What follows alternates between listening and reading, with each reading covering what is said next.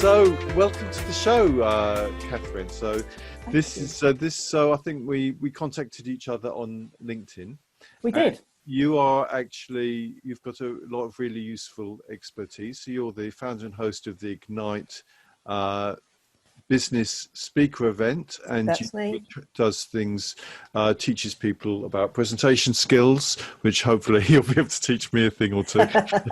And also good about teach people about business pitching, coaching. Or you do, is that you do coaching or you teach coaching? Or No, basically the offering that I have is I help people with their public speaking and presenting skills, and then the Ignite is business speaker events. So the business speaker events is an opportunity to bring local and national businesses together. Obviously it's great online because it can be international businesses as well. And it's an opportunity for not just networking, because there are so many networking opportunities and networking meetings going on, and there are people that are offering workshops online, but this combines the two. So businesses come along, they listen to speakers that I have personally selected, and speakers range from national, international and local businesses. And each Ignite event has a theme. So the theme for the next one is your business, the next level. And so each speaker that comes along focuses on their specialist subject, whether it's the art of conversation, etc., etc. And I can go into more detail later on if you wish. And then the delegates that attend not only have made new contacts and networks and potential collaborations, they've walked away with fresh motivation to grow their business and take it to the next level. They've learned something from each of the speakers. They can mix with the speakers as well. I don't push the speakers into a corner, into a green room and say, oh, they're not accessible. It's a very informative day in an informal way. And I also ban PowerPoint, and I ban social. I ban selling from the stage as well. Yeah, so, do you? Okay. Yeah, no selling from the stage, because there's nothing worse than going to an event and suddenly an offer is put on the screen behind the speaker, and it's going from £5,000 to £3,000 to 250, and get everybody to run to the back of the room. Yeah, everybody hates that. It's old hat, but some people still try and do it. So selling from the stage is banned. PowerPoint is banned. Oh, okay. So, no, that's interesting. No, that's good. Now, I'm happy about PowerPoint being banned, definitely, because yeah, I mean, I think PowerPoint can be good if you do it well, but a lot of people are stuck in the old way of doing it with far too much text. So you spend up having to read stuff, but then you miss what he's talking about, is the main thing, because he's talking with all this energy and emotion and enthusiasm and just conveying it in a whole different way. If you want to read it, you can read a web page or book. You're absolutely right in that regard, because I don't know about yourself or anybody that's listening to this either now or on replay. How many times have we seen a slide brought up with whether it's 3 bullet points or 33 bullet points? You've read it before the person's even got beyond the first. That's right. Yes, when you've read it, it's and then you read it, you think, I've already seen it on the slide. Yes, I need you to repeat it. It's horrible. There are so many better ways of presenting, whether you are trying to promote yourself or whether you are trying to promote your business or product. You know, you could use props, for example. Anything. You don't have to use PowerPoint slides. But equally, it takes away from you as the presenter as well. And people buy into you. So if they like you, they will likely come to you. If not now for whatever it is you're offering, it'll be later down the line as well, because they remember you. You're memorable. They'll have forgotten your presentation, or they'll remember it for all the wrong reasons. Go, I'm not going there. Yeah, well, definitely. I mean, that sort of ties into a lot of what I'm doing. So I'm really focused on personal branding, because I realized, because in the past I used to just focus on selling commodity type services that anyone, they can hire anyone to do the same thing, and quite often they could find someone cheaper. Whereas if I build up my personal brand, as you say, we're all unique, and if we emphasize that point, they buy into you because they like you, they can learn something from you that they like, or you've got something extra that someone else doesn't have. So that's what's really important to communicate, and by that way you can just attract a lot more people and also charge more money as well. Very much so. It's about relationships. It's interesting you say about banned selling from the stage, because I've gone to a lot of these events, and I know that I can't control myself. If there's a really good sales pitch, I just get sucked in. You get sucked in. It's Oh, just always, Keith. I think I ought to like leave my wallet at home or something. Yeah, your salesman. They make it sound so good, don't they? And also, it's not, when you think, you know, you can make all these many thousands of pounds if you just go on my course, then the fact the course costs $1,000 or $2,000 seems nothing in comparison to the potential gains. Yeah, it's, and you know, if you don't buy then, the price might double or triple by next week. So and that's obviously what they're hoping that you will believe or fall for. Sure. And I'm not saying that the training courses aren't worth the money that they are being sold for, whether it's 250 quid or 2,500. Yeah. And there's very much, you know, there is value in what the people are selling in order to help people move on and move forward. It's just the method of the selling. It's a real sleazy way of selling, but I think it's also quite old hat now. But if I had a room full of Keith Griggses in the room, then that would please me greatly. So I would start selling from the stage. Definitely, yes, definitely. So, and in a way, it sounds like what you're doing, you know, getting experts in to talk about what they can offer and teach a bit of that, and you know, in a way that's a bit similar to what I'm doing on my show, having people like you in. So except I just do it in bite-sized chunks, whereas you have the whole day of it at once. We do, and we have between 6 and 8 speakers. So it sounds like a lot of speakers in a day, and it sounds quite heavy. But each speaker has half an hour, then a bit of quick Q&A afterwards. And there's plenty of breaks, because we know that sitting down all day is not particularly good for us. Now, if we were in a venue-based event, people would get up and go for a natural break. You would have coffee breaks. They would get up and go and top up their coffee or whatever. Whereas if you are at home and you are listening to an online event, it's not as easy to just get up and walk away, because people see you doing it. So a hint there is turn your camera off if you're going to walk away and answer the door to the Amazon man. Right. But equally, you know, with an online event, I have to build in breaks for the people that are going to attend. So there's morning break, there's lunch, and there's afternoon, because people also want to catch up on emails and bits and pieces in between the speakers. So it sounds like a heavy day, but actually it's not. It's broken down quite nicely. Well, if there's 8 speakers, half an hour, that's 4 hours plus Q&A on top of that. Yes. So they have about 40 to 45 minutes each. And we also make sure that we select a local charity. So for the Ignite events that are based in Northamptonshire and online events, then we are going to be supporting Kettering General Hospital's Twinkling Stars appeal. Oh, okay. So for anybody that isn't aware of what that is, it's for parents who have recently given birth to either a stillborn or very early premature child, and the child hasn't survived the birth, or they've died very shortly afterwards.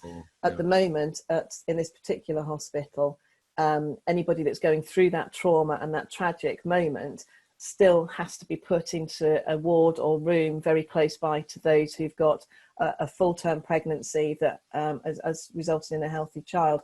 And that's the last thing somebody who's grieving for their unborn or their recently deceased baby, they don't want to hear that. So the whole Twinkling Stars appeal is about building a purpose-built area and building for parents that are grieving, to allow them to have that time, that private time, spend the time with their child, get that support, but be away from the main maternity area.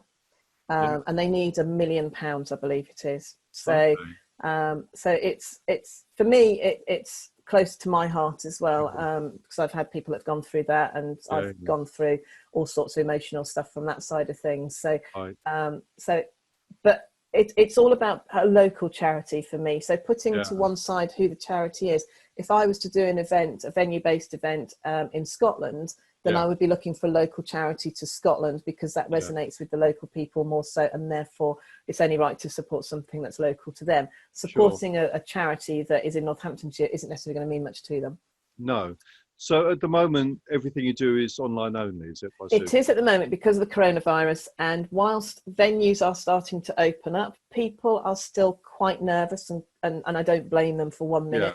They're still a little bit nervous about mixing in a room, even though everybody's spread out and social distancing.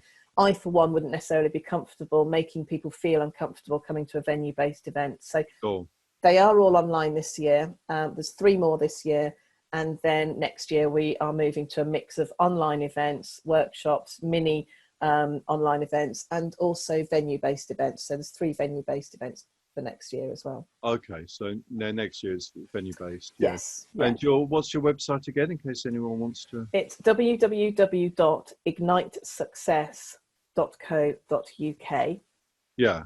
Now that is for the Ignite events, because I've split the 2 out. Yes. And then there is also www.gradenventures.co.uk, which is about the speaking side. So anybody that wants to approach me to brush upon their speaking skills, presenting skills, put a talk together for them, and go through it with them, then go through Graden Ventures. So if someone's got a specific presentation they want to do and they're maybe a bit nervous about it, then they can call you up, hire your services, and then you'll help them. Give them ideas to structure it, and maybe listen to them do it and give them feedback and so on. Oh. Yeah. I am working with a client at the moment who's had a very, very interesting life in motorsport. Okay. And we are working together. Now, we started working together just as coronavirus hit. So we've had to adapt what we do so I can coach him online. Now that meeting rooms are opening up, then we can meet face to face at a safe distance and go through his talk. Yeah. So he can talk it through, work it through. I can check his body language, make sure the tone of the voice is correct for whichever element of his talk he's doing. So it is possible to do it online, but we've worked together, putting his story together. So he has a beginning, a middle and an end, as opposed to this is what I do, this is where I grew up, and this is what I want to do, and thanks so much for listening. It's got depth, it's got story, it's got history, it's got emotion, it's got all sorts to it, to make sure that the audience that he's talking to is kept engaged. But I also teach ways of helping to keep people engaged as well, just in case they start losing them. Sure, so, lots to it. Engagement is crucial, isn't it? Isn't it just? Yeah, absolutely. So how do you keep people engaged when you're giving a talk? If you're at a venue-based event, let's say you're doing a presentation, a talk to, obviously it's easier if you're doing it to 10, 20 people because you've got their attention, you can see them. Yeah. And often people are having to do a presentation to people that have been invited by their bosses. They don't really want to be there, but they've been told to go. So even though your talk could be quite engaging and your presentation would be a little bit different, you're always going to get 1 or 2 whose attention wanders. It's just the way they are, or the ones that like to overtake and be a bit gobby, putting it bluntly. So the way to get those people engaged is to draw them into the conversation, draw them into the presentation. So if you're talking about a particular subject, I don't know, so we were talking about plants, so what your favourite plants were and how you've grown them and what you found is best work. And then you can go, Keith, how is it that you would work with your plants? What is it that you do? Can you share with us something that you do with your plants, or whatever the conversation might be? Because people always like to talk about themselves. Okay. So you draw them in and then that's brilliant. Thank you. That's fantastic feedback, Keith. So back to what we were talking about. Yes. And then you've given them that moment that they wanted on the stage, that few minutes limelight. And it hopefully will put a lid on them chatting over you. Yeah, so these are the gobby people. Yes. So, but what about the people who are falling asleep? The people who are falling asleep and are quite quiet, you kind of do the same thing with them. You don't bellow at them, but you do sort of say, so Keith, at which point you go, oh, yes, because you hear your name, don't you? Oh, you call them out, okay, yeah. You do, you'd call them out and say, I can see that there's perhaps something not quite right with what I'm saying. Do you have any input as to how you look after plants? So it's the same kind of thing, it's just drawing them in more gently. I think that would definitely wake me up if you did something like that. Well, we always used to do it at school, didn't we? Exactly, the naughty ones of us. We would stare out of the window and then all of a sudden we hear our name in the distance and suddenly your attention is there. So it does work. Definitely. But these guys aren't at school, so you have to approach it in a very professional manner as well. Because there was a time in my life when I was very scared about public speaking and presentations. It's number one fear. Yeah, I know. I'm amazed now when I look back and I think of it, because what's there to be scared about? Yeah. But I used to find it terrifying. And I went to Toastmasters. Yes. So you must have come across them. And I found them very good. Yes, they are good. Just forced me to face my fears, but a lot of encouragement and support. And they went through some of the things you were sort of talking about, like speaking with emotion and passion and so on. and they're telling a story. So, and I found that extremely useful. But but obviously there's different levels of teaching skills you can learn, you know, for different audiences and so on. So well, very much so. I was doing some online presenting training to Northampton Chamber of Commerce earlier this week, and I was explaining that everybody is a different type of personality. So you need to tailor your talk or your presentation, if you are going to do one, to the people that are going to be in your audience. Yeah. Particularly, you're going to know in a corporate environment who your audience is going to be. So if you are presenting to a room full of accountants, you need to make sure that you do have. Don't be rude about accountants. I'm not being rude. Okay. I am being merely observant. Okay, right. But it's one of those professions where people need to have detail. They have to have the detail in order to make sure they're advising their clients correctly when it comes to tax and what to pay. So they like to have detail. So if you are presenting to rooms of those sorts of people, engineers are the same. I know because my stepfather is an engineer and he likes the minutiae detail of everything. So you can tailor your presentation to contain that sort of detail. However, if you are presenting to a room full of people like me, I'm not interested in the detail. Does it work? Can I fix it? Is it fixed? Is it going to be ready? I don't need to know the nth degree of what material you've used and how many lines in a spreadsheet and what the glue was like. I'm not interested, as long as it works. So you have to be careful when you're presenting to a room full of people that are people like event people. So we need some sort of detail, but we don't want the finite detail. But if you're presenting to those people like engineers, as I say, and accountants and those that need detail, you've got to tailor your presentations to two very different audiences. So be mindful of your audience when you are doing a presentation.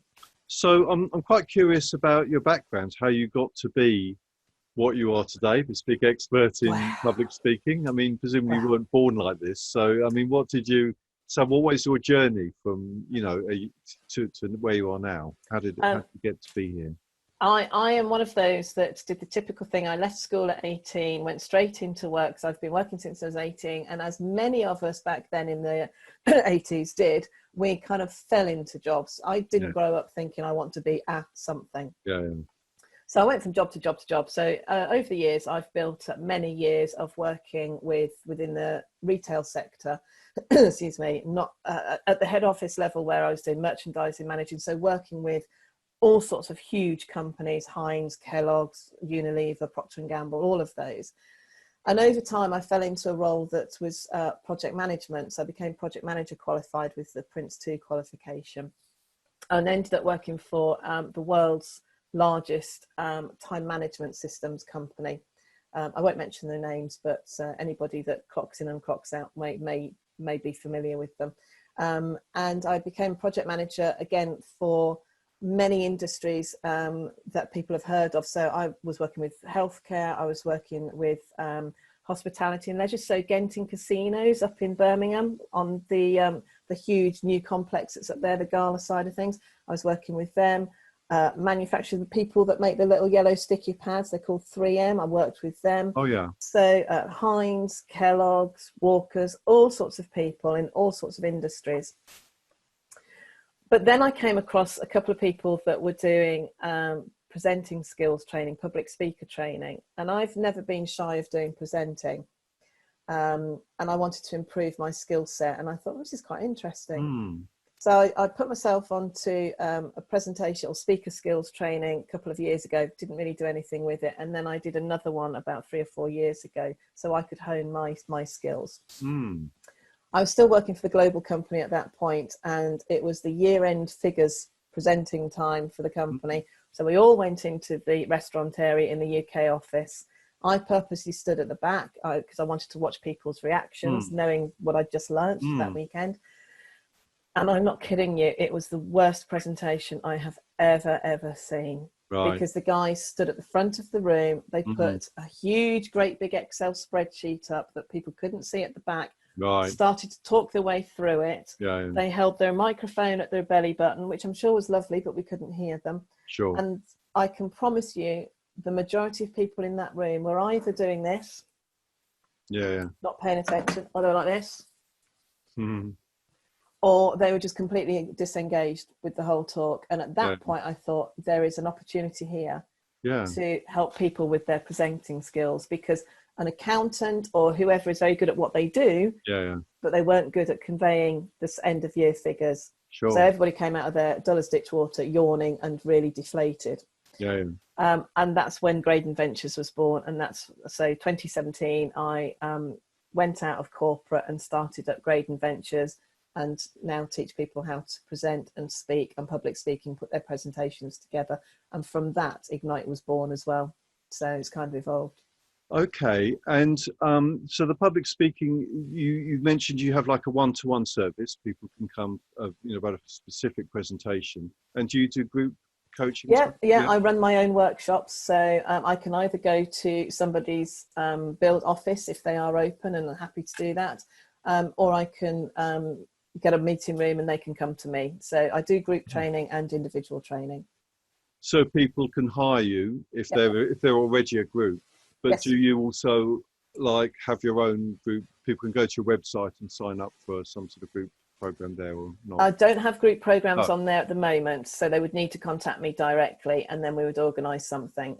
So if I have a number of people interested, so if I'm going to do a workshop on a particular day, let's say the 12th of September, then that will be publicised and people can sign on for it at the moment. But I don't have anything just at the moment because coronavirus, and obviously I've been concentrating on Ignite. But yes, of course, people can come to me. I'm just wondering if you had like a big group workshop, if you had a lot of people, like, a lot of people coming, you could split them into meetup groups, and then they could all talk, practice their skills on each other in the breakout groups. Yes, yeah. Well, it's interesting you say that, because I always I ask them to do a little bit of homework before they come along, and the homework I'm asking them to do is just prepare a 2-minute talk about absolutely anything. So it could be about their favorite holiday, it could be about their I don't know, their favorite wallpaper. I don't really care what it is, but I need them to come along with that 2-minute talk. Because what we actually do is we start, this is where my phrase raw to refined, terrified to terrific comes in. Because they come in and they start off and they will be like this, and they're shaking and they're reading and their head is down and you can't hear what they're saying, and they're doing anything in a robotic style. So what we do then is we take their raw presentation and we break it down, and we add in the tones of voice, the mannerisms, the body language, the pauses, the diction, the pace, the pitch, all of that. So by the time they finished, their 2-minute talk is very different. They're standing up, their head is held high. They might have 1 or 2 bullet points as opposed to a page full of notes that they're reading, and they are more confident. And the difference between when they first walked in that room and read their 2-minute talk to when they leave with the 2-minute talk, and they know how to convey it in a better way, how to stand and all of that, and how to use their tones of voice. I love it. I love seeing it. It's like watching a toddler take their first steps. You see them going from crawling to walking out, and then running around the room. It's just heartwarming. I love it. Absolutely love it. And is it still, after you add in the pauses and everything and the pacing, is it still 2 minutes, or does it go on to it can go on a little bit longer, and that's why I only make it 2 minutes, because if we have a room full of say 10 to 15 people, by the time everybody has done their talk, and we've built in different exercises to practice the tones, and we do breathing exercises and all sorts of other things as well, it can make for quite a long day. So in which case, that's why 2 minutes, because then that builds in a little bit of extra time, 30 seconds or so, for someone to refine their talk. So that's very interesting, because I've done part of the Toastmasters program, and I mean, so I was starting terrified, as you say, but then I got pretty soon, just after a few weeks, I got to really enjoy it, and I really love now, being in the centre of attention. I love the energy, I love the attention, I love the energy, and I just feel really alive. And I feel, what was I scared of? It's just ridiculous. But also another thing is that I've realised it's had a knock-on effect in all areas of my life. Yes, doesn't it? That I just feel a lot more confident in general with anyone, and also I'm a lot more sociable, and I just still connect with people better. So I think it's an amazing thing to do, even if you didn't need it for any business purpose. And I think you're absolutely right. And it's interesting you say that you were terrified, and we alluded to it earlier in this conversation, whereby the number one fear in the UK and the USA, as many of us know, is public speaking. Yeah. And out of the top 10 fears, where you've got water and heights and spiders and all that sort of stuff, you don't have death. So people would rather be dead than do a eulogy at a funeral.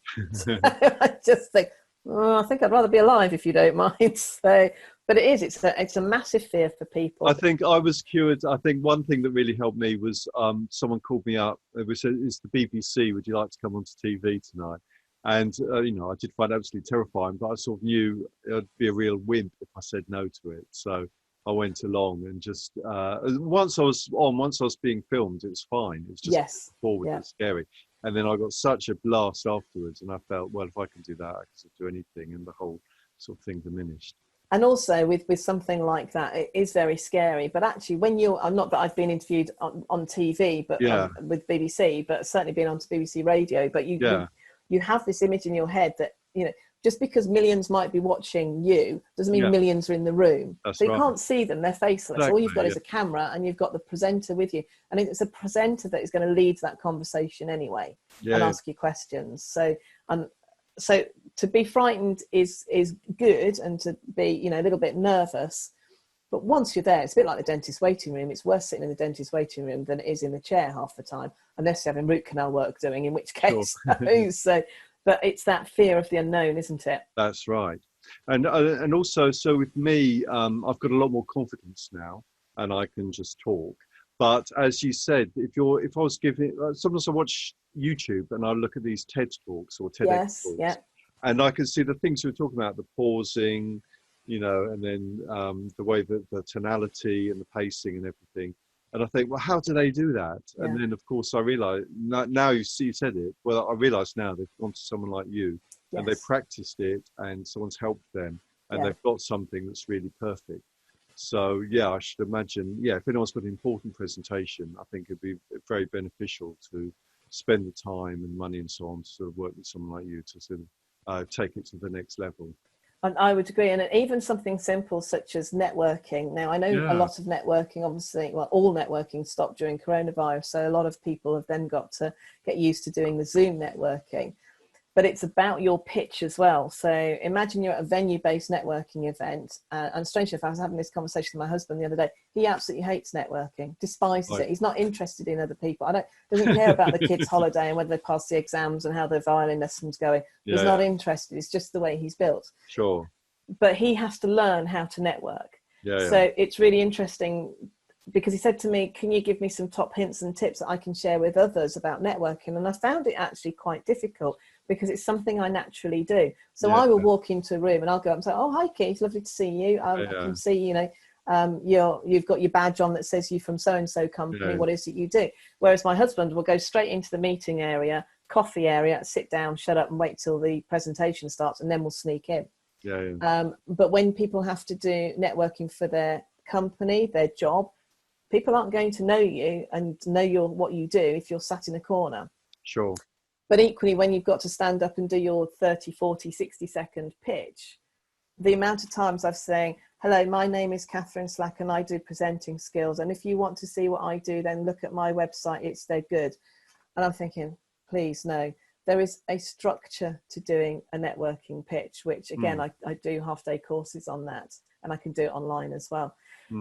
But it just means if you've got a bit of a structure, it helps calm you down as well.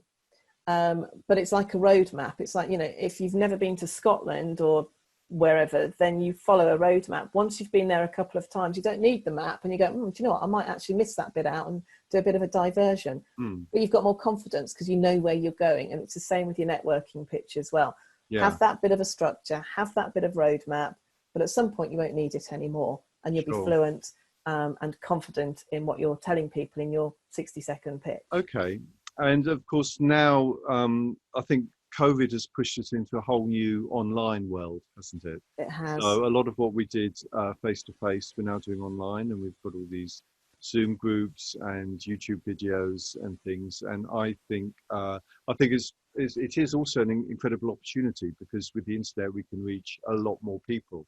Definitely. And, I mean, some of my videos I've done in my kitchen have been seen by 26,000 people. I know, it's amazing, isn't it? Blows my mind. It is absolutely mind-blowing. At my Ignite online event in May, I had somebody from South Africa join us. Yeah.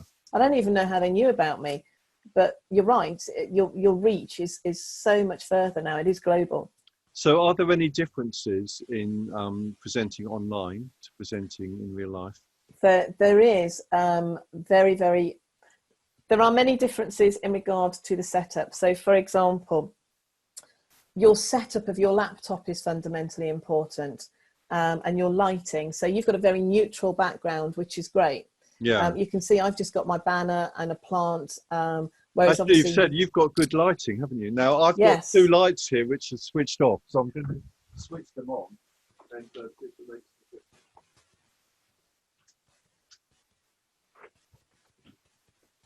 I always forget. I always forget to do that, but I think yes, that's a bit better, isn't it? So, well, watch this. Oh, okay. Oh, really? Okay, that's. So I've put the blind down, as you can see, because otherwise I'd have light coming through, which would just put a shadow on half my face. I think it's what's happening to me. So yeah, I need to get better blinds. I've got my main light on, and then I've got a desk lamp, which I actually clip to the riser that my laptop is on. So you can see now the whole face is illuminated. So I think your lamp's better than. So what sort of lamp have you got? I just got it off the internet, off Amazon. It's just a desk lamp. It's just a normal desk lamp. Yeah, it's a flat round. I would show you, but I can't because it's shining on me. It's not a ring one. It is a ring one, yes. Oh, so it's a ring lamp. It's a ring one, and it has different colour tones or something as well. So I can do all sorts of weird things with it. I can make it bluer and all sorts. Oh yeah, that's good. Yeah, so I should search on Amazon for a desk ring lamp, maybe. Yeah, and mine's got a clip on it, like a big bulldog clip. So so I clip it onto the back of my riser. So the reason I mentioned about having a riser is that when people are putting their laptop down on their desk, they're looking down like this, or their eye line isn't particularly good with the camera, and people that are watching you are not seeing you properly, and it helps with your poise. So to have your laptop raised up a bit means that your poise is better, and when you're looking at the camera, you are better positioned. And if you've got more poise, you're opening up your lungs. See, I'm starting to go into presenting things now, but your lungs are opening up, which means you're getting more oxygen in, which means if you are nervous and you take some deep breaths, it's going to go straight in there, and therefore it goes to the brain, and then the brain will start to calm down a little bit as well, and you've got more clarity of thought. And your poise means that you've got purpose as well. You're in control. This means that you're sort of being like that. You're sort of like exactly. I could sit like that. Yeah. Or I can sit like this. Yeah, of course. Yeah, you're more energized. I mean, I actually quite like standing up. I mean, I'm not at the moment. Perfect. When I'm doing my talks, on my YouTube channel, I like to stand up because I'm a lot more energized. A riser is just something that you put your laptop on that raises. Yeah, it's just a bit of a framework. So it comes in flat, and then it lifts your screen up like this. So you rest your screen on here. Again, I just got them from Amazon. I got the lamp and the riser from Amazon, and I don't think I spent more than 50 quid. Right, okay. So because I'm not using a laptop, I'm using my I can't show you because it's my webcam's on my tripod. Yeah. I've got a tripod which works quite well. Yeah, I'm just wondering if I could attach can do that too. A lamp. Yeah, I'm just wondering if I could attach a ring lamp to it, or maybe I need to get it so. But now you've put your lights on, you're better illuminated as well. So I think if you had a lamp, you would probably go a little bit too pale. I'm just going to turn that down a little bit. Tone it down a bit. But for anybody that is working off a laptop or a PC, it doesn't matter, to have a lamp. Just as I say, it just makes such a difference going from that. Oh yes, that a lot of difference. Yeah. So that's a few basics. The camera side of things, when somebody is attending an event or presenting online, particularly if you're attending, then make sure you do put your camera on, because by switching your camera off, you're saying, I'm here, but I don't want you to see me. You wouldn't walk into a networking meeting or into a meeting or presentation with a bag on your head and go, I'm here, but I just don't want you to see me. No. So switch the camera on, but if you are having to leave and go and answer the door or go for a natural break, make sure you switch the camera off. Yeah. Because one thing that happens, am I allowed to demonstrate something? Yeah, yeah. particularly for ladies. And for those that watch this, I'm really sorry, but the one thing that happens when ladies stand up is this. Right. So I would suggest that the camera is switched off before people stand up. Yes. The amount of bums and boobs I've seen. Sure, yeah. And it's a really basic thing, but Yeah. switch your camera off and then walk away. Yeah, that's a great tip. Yeah. And when you come back, switch the camera on. Really basic, but people don't remember to do it. So that's a little bit of setup. And then you've got, as I say, etiquette. So we were talking about backgrounds and banners and things. If somebody was to write the word sparse limited, so let's say your company is called Sparse. So write down sparse, S-P-A-R-S-E. Yeah. Now imagine if you've got your banner behind you with your company name and you sit in front of the SP, what does that leave you with? Yeah. So if you are going to use a banner or background, make sure that the wording is spread out or the banner is positioned in such a way that you're not cutting out the first couple of words. So, because the last thing you want people to do is know you as arse limited. Sure. Exactly. Forgive the bad language. Yeah. Again, people you can see if people are using their mobile phones. Now, a lot of people make notes on their phones, so you have to kind of forgive them for that. But there are occasions where you'll see this, they'll be on mute. You'll see this. Yeah. It's like, don't do that. You wouldn't do it in a meeting, would you? So why are you doing it? Or if you're going to do it, turn your camera off. Yeah. So it's just silly, basic things. But that sort of setup and etiquette. There is also, as we've already alluded to, there's the poise side of things and the purpose that we've mentioned. So sitting up straight. Hands. Now, if you were to sit on your hands, and I did this experiment the other day with the training, if you were to sit on your hands and just talk to me about anything, I don't know, about your favorite Chinese meal or whatever it is, you're sitting on your hands. Certainly the demonstration I did the other day, the lady was a photographer, and I said, I just want you to sit on your hands and tell me about the favorite type of photograph you like to take. And she sat on her hands, she started rocking. Right. Because she didn't know what else to do. Yeah. And then I said, right, take your hands away now and just use them naturally as you would. And instantly she sat back, she sat up, her voice changed, she became more confident, and the rocking stopped. Yeah. So it's amazing. So you do use your hands. Don't sit on them. Don't think you can't. Just because people sort of see you from this level up doesn't mean to say you can't use your hands, because you're being expressive. Yeah. And it's being you. Yeah, that really helps. Actually, a lot of these shows that I do, sometimes I play them back and watch, and I do notice I do move my hands around a lot. Will do. I'm like you. Yeah, I've got to have my hands. I do feel different when I move my hands. I'm more energized and I'm in touch with my messaging, which I think is reflected in just the engagement of the audience as well. So I think it's always good. I think we lose a lot of energy just coming through the computer.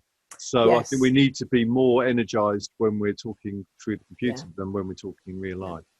And I think also, if we were face-to-face in a venue-based event, then the natural thing would be to use hands and walk around the room and things like that. Now, I do know that, there's various different types of personality which I go into when I do the workshops. So different types of tones of voice that we use and different types of personality that you can inject into your talk. But one of them is the distractor, and that's very much like a Michael McIntyre. Now, if you are going to be Michael McIntyre during your talk all the time, people are going to come away absolutely exhausted because his hands all over the place and he's up and down the stage and things like that. So there are extremes, and you just need to be careful that you're not all of that all in one go and you temper it a little bit. Right. Okay. I could go on. I can, there's voice, there's diction, there's enunciation, particularly online. Because we were talking a moment ago about maybe that your video or your presentation is going to places that outside your local area and therefore have different accents. Yes. So you need to be mindful that if you are going to do a presentation we have areas of the country have really strong, thick accents. So Glaswegian, for example, Liverpool, Newcastle area, they're very strong local accents. So you need to be mindful that when you are talking, that you enunciate correctly. It's amazing how much lip reading you do when you are in front of somebody face to face.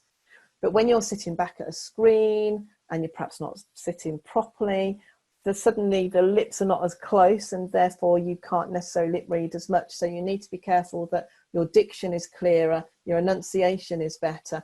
And I'm not saying you have to speak the Queen's English. Yeah. And I'm not saying you should lose colloquialisms, because that's what forms this beautiful country of ours. Yeah. But just be mindful that if you're talking to people in a different area of the country, they may not be familiar with your accent. So perhaps slow it down a bit, and make sure that you speak clearly. Okay, that's great. So, I mean, I'm finding this really useful. So, Good. just for my own personal benefit. Excellent. Excellent. So, have you got any more tips? No. Again, pace. Pace. So we naturally speak quite quickly. I've been doing some interviews with the speakers coming up for the 23rd of September event. So I'm doing Ignite interviews, and I have purposely slowed down my speech, because when it goes out on video, if I was to talk my usual pace and it'd be really, really quick, people would not be able to keep up, and it wouldn't particularly be pleasant for people to listen to. So you slow it down slightly. Now it feels, when you're talking like that, it feels like you are talking like that, but actually you're not. You're just pacing it and you're slowing it down, and it means then people can be more engaged because you're drawing them in as well. And it's about using different tones of voices. So if you really want to get people's attention, we've all heard Russell Brand talk. He has a particular call to action voice. I want you to come on this demonstration at the weekend. You've got to be there. You might not believe in what he's saying, but boy, are you going on that presentation and that march, because you really are going to go, because he's really called you into action, and his voice is just fantastic. But then you might have a different side of your talk that you want to put some emotion behind. So Joanna Lumley's type of voice, very kinesthetic voices, and then come on this journey with me. And isn't it beautiful, darlings? And then just at that moment, and you pause and go, we missed the train. Oh, they missed the train. What happened? And that kind of thing. So it's about a trust voice as well. So it's about pace and different. I see there's so much that I can teach in just one day to improve someone's talk. It's just incredible. Yeah. And part of it is by just watching how other people present and just learn, like those two examples you just gave. You just happen to be watching them. Oh, I could use that, or teach that, and so on. And listen to Stephen Fry. He's got a very storytelling, very rhythmic voice. So he's very believable. You know, he could be reading he could read the book of physics to me, but he would make it interesting because of the way his voice and his patterns are. He's also very likable, isn't he? Isn't he? Very smiley and warm and so on. Yeah. And who doesn't like Stephen Fry? Who doesn't like Joanna Lumley? Yeah. Russell Brand is very mixed. You either love him or hate him. I don't necessarily agree with everything he says, but I love the way he comes across, and his command of the English language is fascinating, as is Stephen Fry's. Yes. Well, with Russell Brand, I've been very impressed by how his career has progressed, because I remember he started off, I first became aware of him when he did Big Brother, Little Brother. That's right, yes, with the long thin mic. Yes. That's right, I remember that. And how he's progressed since then. So he must have something that captures. He does. Was able to connect with people. He's very enigmatic and very engaging. Yeah. Very engaging. And also, he's very much himself. He's very authentic.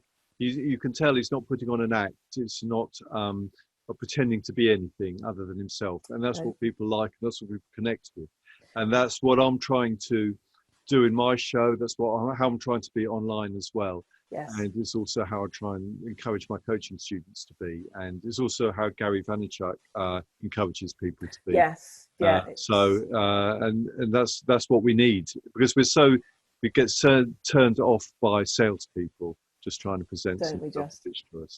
And you are absolutely right. And it's an overused word, but it's a very good word, and that's being authentic. Yeah. Because people are buying into you, and they do want to see the real you. And there's nothing wrong with being vulnerable. There's nothing wrong with saying, you know, I'm having a really crap time at the moment. Yeah. I really do with help with such and such, as opposed to life's peachy, life's wonderful, and going home and, you know, drowning your sorrows in a bottle of gin every night, but you don't want people to see it. There's nothing wrong with being vulnerable and being honest, because that's more relatable too as well. Yes, and in a way, it's by being vulnerable, in a way, it makes you less vulnerable, because no one can knock you down, because you're just being yourself anyway. So absolutely. It's there's a phrase I used in an article I wrote for a website recently. It's not necessarily about vulnerability, but it's about, if you don't use your camera, you are becoming more visible. So you'd think a camera you're more visible, but if you're not using your camera, you're actually more visible, because people will hone in on the little square that says iPhone or Samsung or Katie or whatever it might be. So switching your camera on means that you are visible, but you can actually blend in if you want to. Whereas if you keep your camera off, people will focus in on that. So you're actually making yourself more visible by not having your camera on. So by making yourself vulnerable, people are going to be drawn to you and will therefore be, be more prepared to listen to you as well, and engage with you. Yeah, fascinating stuff. So, well, okay. Well, I think so. We ought to sort of wind up there, because I'm mindful of respectful of our audience's time. Yes, of course. Your two websites are, well, Ignite Success for your .co.uk for your business events, which are now Zoom events, where you have all these speakers come along. And absolutely, yes. And then Graden Ventures .co.uk, which is your own coaching for speaking. Yeah, absolutely. Which is both in person, face to face, and also for people wanting to speak online as well. Very much so, very much so. Now, I would say that as far as group coaching is concerned, on doing presenting skills, it's not about putting a presentation together when I'm in a group, because if there are groups from different companies, then you can't. Obviously it's a very personal thing, and people don't want to sit through that. And I don't build slides on screen when I'm doing training either, because there's nothing more dull. So if it's one-to-one coaching and people need me to put the presentation together with them, then yes, absolutely, I can do that. If it's group coaching, then we do a more detailed and more intense version of what we've been talking about today. Okay, well, that's great. Well, thanks very much for coming on the show and educating me and my audience. Very, very useful. It's been fascinating, and it's been really enjoyable. Thank you, Keith. That's great. Okay then, hope to see you soon. Thank you. Take care. Bye-bye. Okay.